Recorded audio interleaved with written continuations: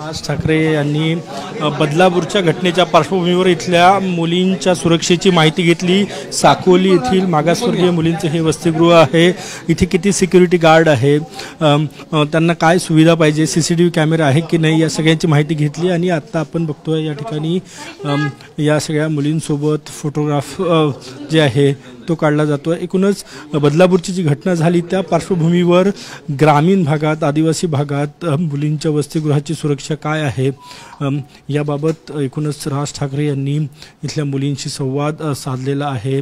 विचारणा केली की किती CCTV कॅमेरे या ठिकाणी आहेत, सुरक्षा गार्ड्स किती आहे, काही अडचणी आहेत का, स्ट्रेंथबद्दल विचारलं। आणि दुसरं म्हणजे आम्ही कॅपॅसिटी वगैरे वाढून मागितली आहे। सिक्युरिटी गार्ड बद्दल म्हणजे आम्ही एक सिक्युरिटी गार्ड एक्स्ट्रा मागितलं। मॅडम काय विचारलं, सुरक्षेबाबत काय विचारलं राज ठाकरेंनी? सिक्युरिटी आहेत का वगैरे म्हणून, आणि कॅमेरे वगैरे आहेत का म्हणून।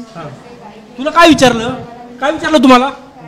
काय सुरक्षेबाबत इथली व्यवस्था वगैरे विचारलं, जेवण कसं मिळते म्हणून।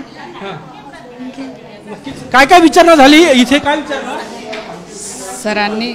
सिक्युरिटी गार्ड्स वगैरे बद्दल विचारलं, कॅमेरा वगैरे आहेत काय ते विचारलं, हॉस्टेलमध्ये कशी सुरक्षा ते सगळं विचारलं। हे शासकीय मुलींचं, मागासवर्गीय मुलींचं हे वसतिगृह आहे। या ठिकाणी राज ठाकरे यांचा ताफा अचानक आला आणि बदलापूरच्या घटनेच्या पार्श्वभूमीवर इथल्या मुलींची सुरक्षा कशी आहे, इथे CCTV कॅमेरे लागलेले आहे की नाही याची विचारपूस केली। आणि राज ठाकरे यांनी विचारलं की तुम्हाला काय हवं आहे, सुरक्षेबाबत किती सिक्युरिटी गार्ड आहे, महिला गार्ड आहे की पुरुष गार्ड आहे, ही सगळी माहिती राज ठाकरे यांनी विचारलेली आहे। आणि अचानकपणे या वसतिगृहात आले। एकूणच बदलापूरची जी घटना घडली त्या पार्श्वभूमीवर मुलींना विचारलं तुम्हाला माहित आहे का, हे तुम्ही सुरक्षित आहात का, सुरक्षेची व्यवस्था काय आहे, मेस व्यवस्थित आहे की नाही याचा आढावा जो आहे तो राज ठाकरे यांनी घेतला। आणि स्वतःचा नंबर जो आहे तो त्या ठिकाणी वसतिगृहाच्या अधीक्षकांना दिला जेणेकरून काही समस्या येऊ नये म्हणून।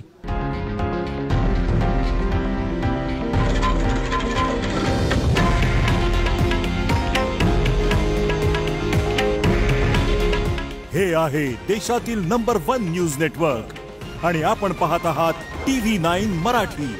काळजी तुमची, हित महाराष्ट्राचं।